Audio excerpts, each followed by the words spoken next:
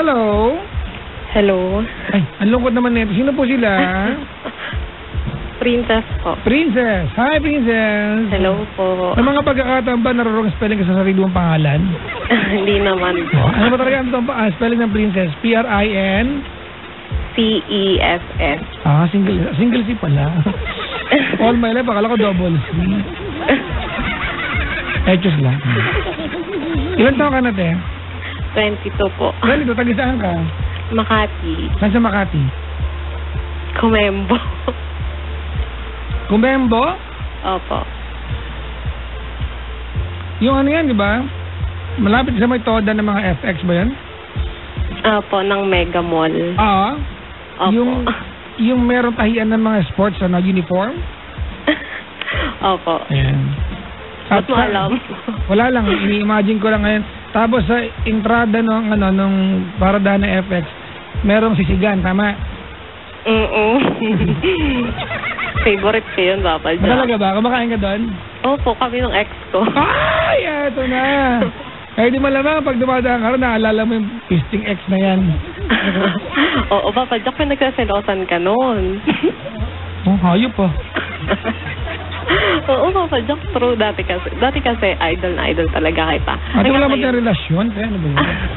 Tapos lagi niya nilalagay yung picture niya dun sa sa phone ko. Tapos nagugulat siya pag nagkikita kami, picture mo na yung nakalagay. Wallpaper. Asos yan.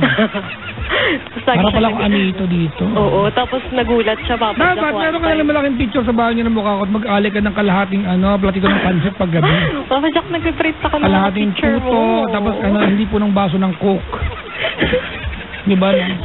Oo, tapos Papa Jack. Sabi na nanay ko, hindi daw coke yan, cock. Oo, nagalit pa siya, Papa Jack, nung nalaman niya na nagpunta ako nung sa Show Boulevard.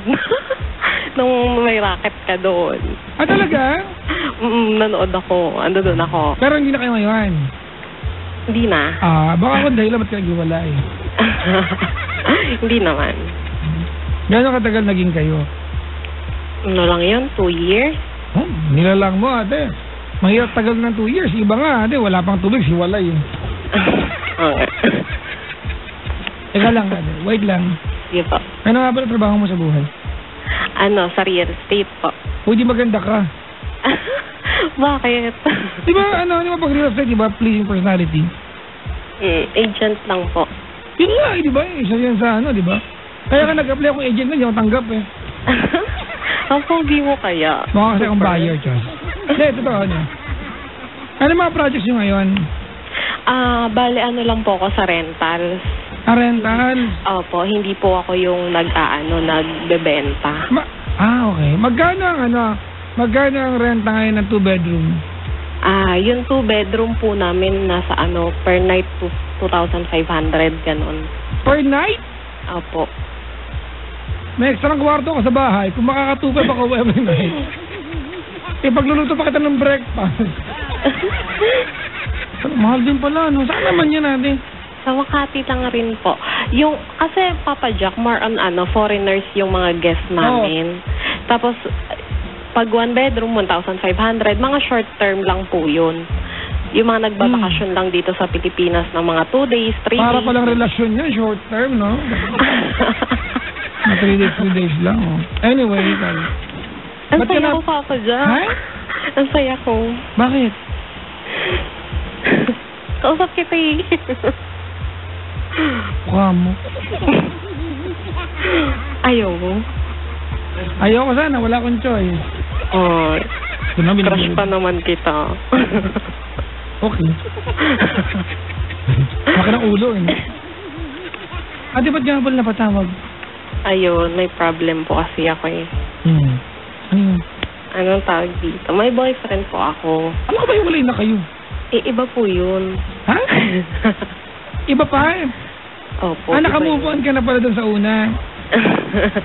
Tama ba? No po. Hindi siya una. Sige. Ayun. May boyfriend, gano'ng katagal na kayo niya ngayon? 6 years po. 6 years? 16 ka pa lang kayo na? Opo. Sino yung kamo nag-iselo sa akin? Bali naging boyfriend ko po siya nung nag-break kami netong boyfriend ko ngayon. Magkano katagal yun? Alin po? Yung pag-iwalay. Kasi po, parang 3... ganon din po. Kung gaano po katagal kami nung isa, ganon din po katagal yung break. So, gaano katagal ka? Alam ko nga. Napisang kita. 2 years. 2 years? Talaga? So, yung 6 years na yun natin, 4 years lang talaga yun? Opo. Parang tinuloy lang namin. Okay. Nagets ko na. Kayo pa rin hanggang ngayon? Opo. Ngayon? Ayun po. Dati po kasi kilalang kilala siya ng family ko, yung boyfriend ko. Ngayon. Ano nangyari? Bale, simula po kasi yun nga, 16 years old ako kami na nun. Tapos, bale, okay naman po siya sa magulang ko. Though hindi nagja-judge yung parents ko, sa panlabas na anyo, ganon. Ay, nako, pag ganyan ang mga entrada, alam mo na, may panlalait sa dulo niyan. Hindi naman po. Anyway, naman po, mababait naman po yung pamilya ko. Wala naman po yun sa kanila. Tapos po, tinanggap naman po siya kasi malaki po yung age gap din namin. Ikaw ay 22, siya ay? Ngayon po, 32 na po siya. 10 taon? Opo, magsi-32 pa lang po. Okay. Tapos po, ayun, bali okay naman po. Kaya lang po, yun sa side po niya, parang ang daming kumukontra lagi sa amin dalawa. You've been together for 4 years. 6 years kayo magkakilala. Anong ayaw sa kanya? Hindi po. Parang yung sa side po niya, parang lahat po, yung mga kagaya po nun, mga kaibigan niya, parang sinisira po kami, ganun. Parang minsan kagaya po dati, alam po nila na mag-boyfriend kami, sinet up po na magkita po yung boyfriend ko at saka po yung ex niya. Tapos po, nagulat na lang ako, nagsisend na sila ng mga picture sa akin. Gusto ng boyfriend mo yun, ate, hindi lang basta yung kaibigan niya. Oo nga po. Tapos diba? So, kung magbintangan yung kaibigan niya, ate, yung boyfriend mo, awayin mo. Tapos, bakit siya makikipag-kiss sa babae? May girlfriend siya. Sira pala ulo niyan eh. Nagpaalam po siya sa akin noon na napupunta daw siya ng birthday. Pero pinagbintangan, ate, ganito alright, sinet up yung boyfriend mo na mga kaibigan niya para pumunta ng birthday party, tama? Opo. Ate, may birthday party talaga. Yun. Hindi mo lang na-set up niyan. May birthday party talaga, inimbita yung boyfriend mo na doon yung ex niya, nagkita sila. Yun yung kwento. Sinet up. Opo. Paano may nagpanggap? Kunwari, pinanganak ka ngayon, ganon? Hindi ba, parang pinapunta po talaga yung ex niya, tapos siya, parang ganon. Because they have common friend. Para magkita sila. Because they have a common friend. Opo. Teka, dumating nanay ko, si Doña Grace. Kapal na lipstick na ito, nanay ko. Inubos na naman yung paninda niyang lipstick sa akin. Tapos, ayun po. Kailan nangyari yan? Siguro mga, 2 years pa lang siguro kami. Tagal-tagal na alis. Opo, yun pa lang po yung mga umpisa. Meron pa po mga sumunod, marami pa po. Meron pa po yung time na birthday po niya, tapos nandoon ako, tapos mga bandang 12:00 or 1:00, nagulat na lang ako. Sinundo na naman ng mga kaibigan niya yung ex niya. Okay. Nasa bahay po ng boyfriend ko yun, ha? Di ba po parang para sa akin parang nakakabastos kasi... Wait lang natutulog ka sa bahay ng boyfriend mo? Bale, birthday lang po niya nun.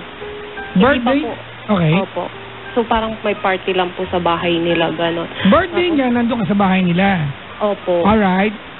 Tapos bigla na lang po ako nagulat na nandoon po yung ex niya, na dumating po yung ex niya paglingon ko, nandoon siya. Tapos yun, ang ginamit pa po yung sasakyan niya pansundo doon sa ex niya. Tapos parang feeling ko parang hindi man lang nila inisip na nandoon ako. Bakit pumayag yung boyfriend mo? Hindi daw po niya alam. Tarantaduhan niya.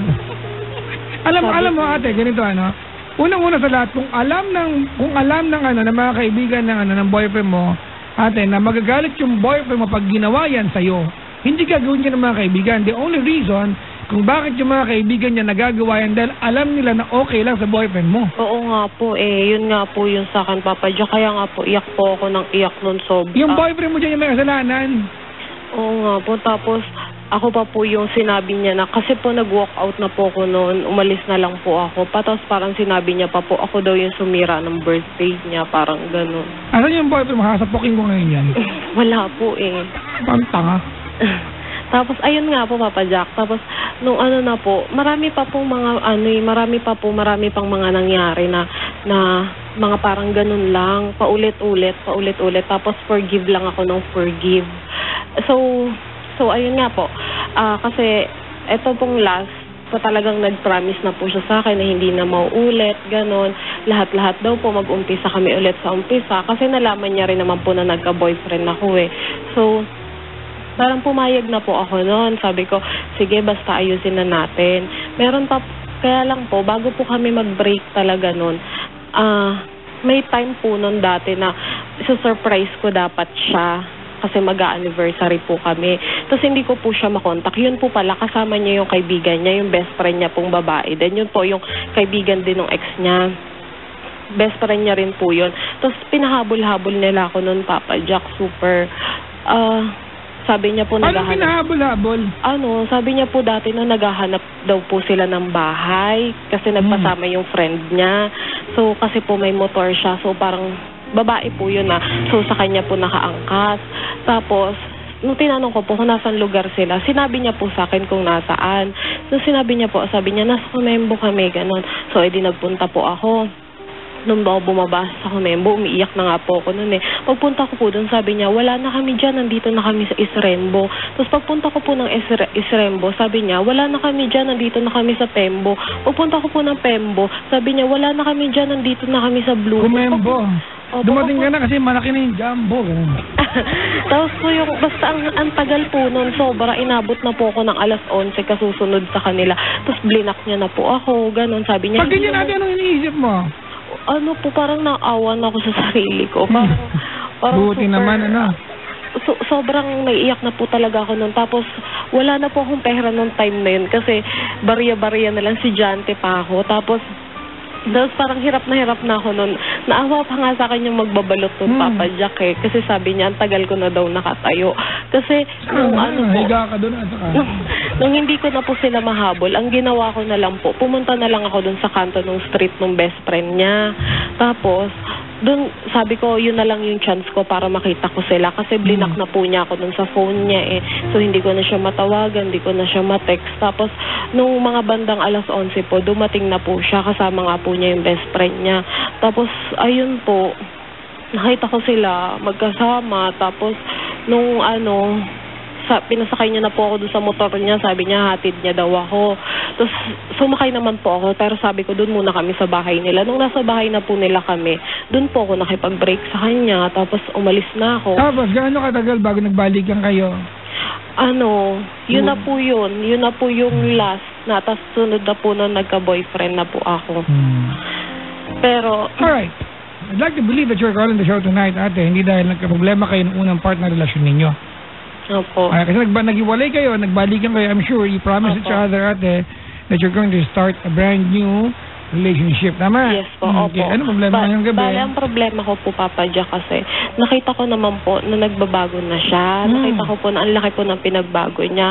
Ang problema ko po, nung time po na nag-break kami noon, alam po ng pamilya ko yung reason. Kasi po, iyak po talaga ako. So, hindi na siya nakabawi sa impression ng family mo? Opo, parang ngayon po, natatakot po ako na hindi ko alam paano ko sasabihin sa kanila. Kasi gano'ng katagal ka nagbalikan ulit?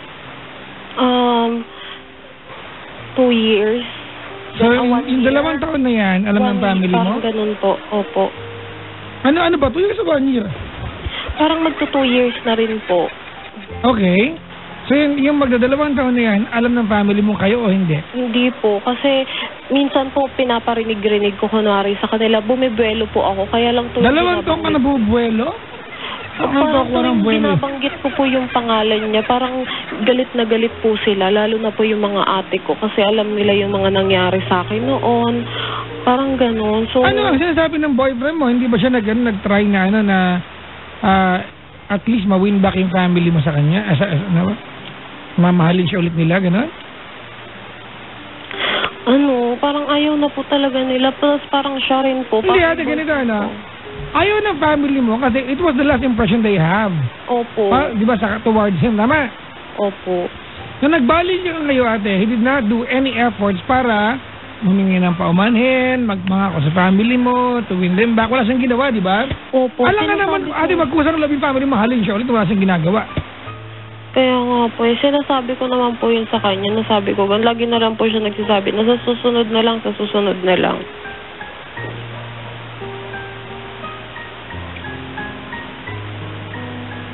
Bahala ka dyan. Gulo-gulo nyo.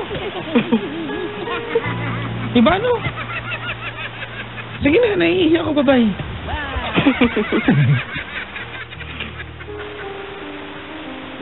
Anong tanong mo sa akin? Ayun po, parang hindi ko po alam kung ano ba, tama pa ba. Okay. Tumawag ka ngayong gabi, ate. Ano ang trigger nito? What's the turning point? Parang si Papa Jack, hindi ko alam kung siya ba talaga yung right guy. Ano ang nag-trigger si ate? Did something happen? Yun po, nag-worry ako. May nangyari ba? Wala naman. Kasi kung the two of you tonight are perfectly okay, wala kayong pinag-awayan, wala kayong kahit anong misunderstanding, at tumawag ka sa akin ngayong gabi, ibig sabihin there's something wrong, big time. Kasi normally, you only feel this way kapag nag-away kayo. May trigger. Pero pag normal kayo, ate, at naiisip mo yan, meron ng ibang yan. Kumbaga, it's really a big problem. Kasi kung okay kayo, masaya kayo, ate, hindi maisip yung problema eh. Dead mo yan. Pero ngayong gabi, okay naman kayo, pero naiisip mo at nagtatanong ka, and it's actually very, very significant yung tanong, ate, kung siya ba ang tama o hindi. Alam mo bagay, ate, nag-trigger niyan. And please, I want you to tell me the truth, alright? Okay? First, nag-away kayo, meron kayong misunderstanding, or there's another guy. Wala pong iba. Yun po. Siguro, Wala doon? Hindi po. I mean, wala po akong ibang guy ngayon. So, ibig sabihin, you woke up today, ate, or before going to bed tonight, you decided to call the show at magtanong whether he's the right guy to you, diba, or not? Po.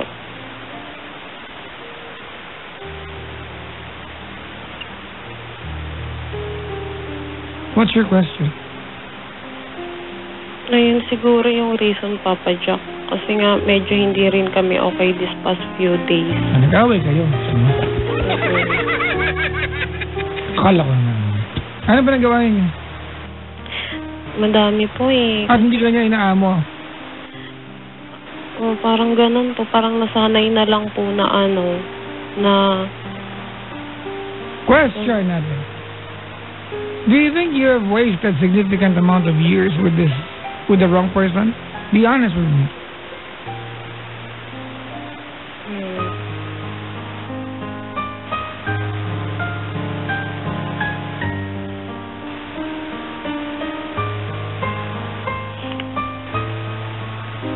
Gusto mo Tagalogin ka? Parang maganda pag Tagalog. Gusto mo Tagalogin ko na lang. Do you think, ate? Good. Yes po. Ayoko nang Tagalogin. Hirapan ako. Sagutin mo na lang. Naniniwala ka ba, ate, na siya ang tamang tao o maling tao para sa'yo? Ano ba ang para ganyan mo? Hindi ko po alam eh. Alright, you are half-hearted. That's, if there's one that's clear tonight, ate, you are half-hearted. Tama? Po. You're not sure whether you can still stay with him or no longer. Tama, mali? Opo. Okay, and that's a sign natin of unpure love. Makipag-iwalay ka na. Ang pangit niya natin, you need to drag yourself every time na magkasama kayo. Yung pag magkasama kayo at sinabihan ka niya ng I love you, there's always a question at kung totoo ba yung sinasabi niya o dahil nakasanayan niya na lang. Opo. Aminin niyo yan, di ba? Pag magkausap pa magjowa sa phone, ang ending I love you kahit magkaaway. Pero ang tanong, nararamdaman niyo bang I love you talaga sinabi niyo? O dahil nasanay lang kayo na ang ending ng usapan ay I love you at ang kadugtong ay I love you too. Opo. Papa Jack, wait lang ha. Dumating yung Siya. 2, 3, 4, motor. Dumating jowa? Ano gagawin natin? Mag-uusap natin. Ah. Bubuksan ko lang yung pinto. Hayaan mo siya maulanan, Dan. Hayaan mo siya maulanan. Hello. Oh. Mag-iiwalay na kayo, Brad! Brad! Yung girlfriend mo nagtatanong kung ikaw ba yung tamang tao, maghihiwalay na kayo.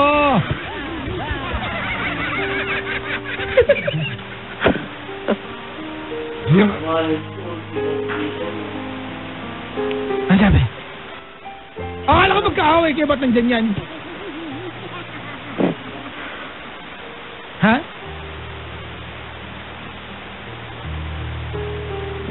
Ate, Hello po. akala ko ba magkaaway kayo? Magkasama po kami sa bahay.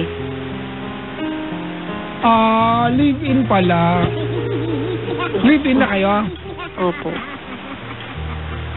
Alright, be honest with me, ate.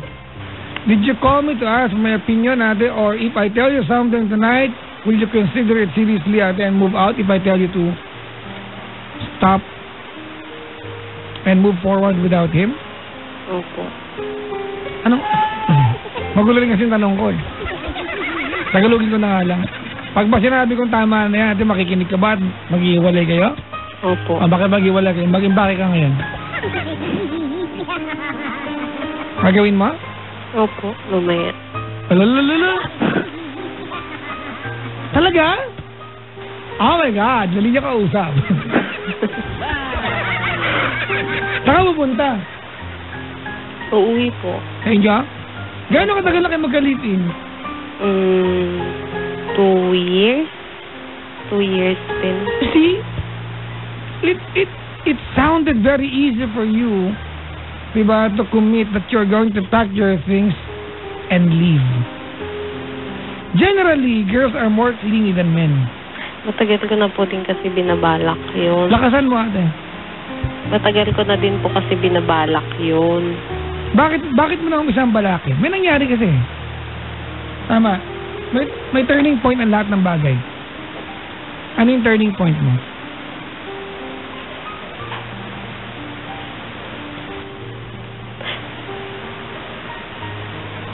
Sige, text mo ako.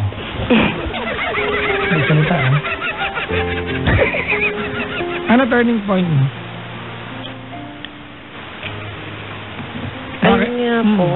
Yung... Mga kaibigan, huwag kayo magtakang bababa niya yung phone bigla-bigla. Nararamdaman ko papagsakan tayo nito eh. Tama ba ako, te? Hindi po. Ay, hindi. Kasi alam ko address ng bahay yung pupuntahan kita, loko.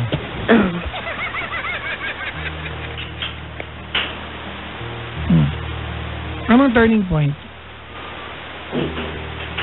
Ayun po, siguro yung paulit-ulit na lang na away. Ano ba nag-aaway nyo? Kasi yung kinuwento mo kanina, ate, that was in the first part of your relationship, tama? Wala kang kinuwento dun sa pangalawang part. After nyo magbalikan, di ba nang mag-iwalay kayo ng 2 taon? So ano ba nag-aaway nyo lately? Ganun pa rin po, pero hindi naman na malala. Hindi na malala, pero nag-iisip ko makipag-iwalay ka. Opo, parang ganun pa rin po. 10 years from now, do you see yourself with him? No.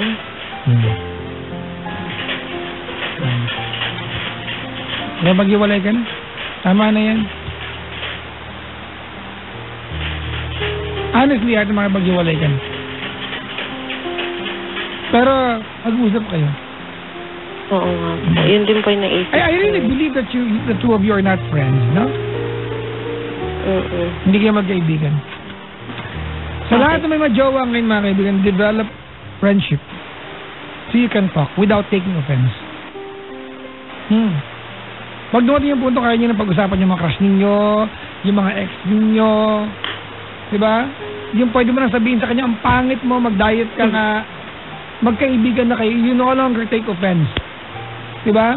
Na alam mo na may masabi man sa yung offensive yung partner mo, hindi niya sinasabi yun para laitin ka kundi bag ko sabihin sa iyo mali kasi sabihin pa ng iba. Wala namang kinalaman sa gusto ko lang sabihin. Bakit ba? Gusto ko lang mukhang magaling. Pero to, hindi na kayo magkaibigan, di ba? Hindi naman po. So magkaibigan kayo? Konti. Kapag nga best friends din natin?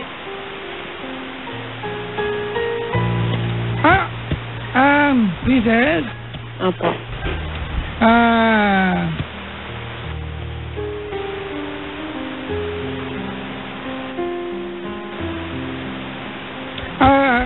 I don't know if my advice to you na makipaghiwalay is the right decision.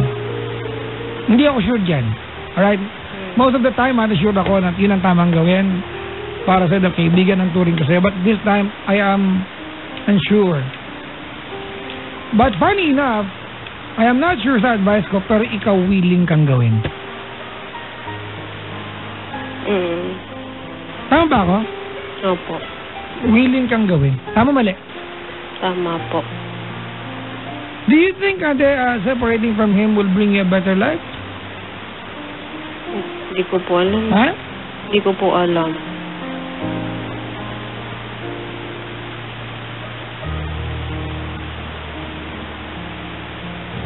Ganun ba gawin natin? If you're calling the show tonight, ate, and you want straightforward advice from me, I'm telling you, ate, pack your things and go.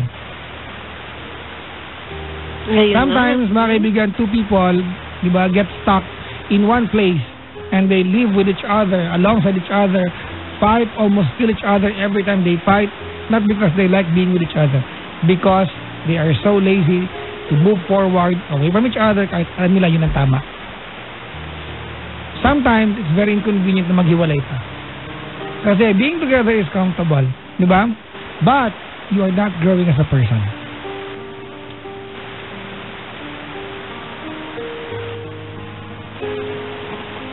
Life is a constant quest for happiness. If this guy out there will bring you happiness, then so be it. Chase it with him. But if you are there, nakatira ka sa isang bubong kasama niya, at naandyan ka na lang dahil sanay ka ng katabi siya, pero wala ka nang makitang pag-asa na in the next 10 years, you cannot see yourself growing old with him, there's no point being there.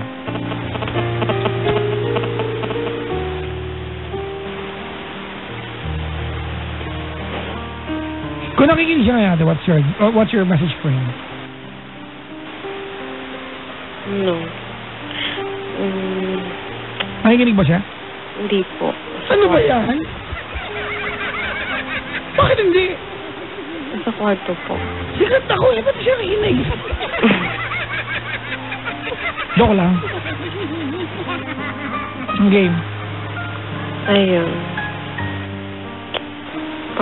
Siguro yung chances tapos na... I want you to start with his name.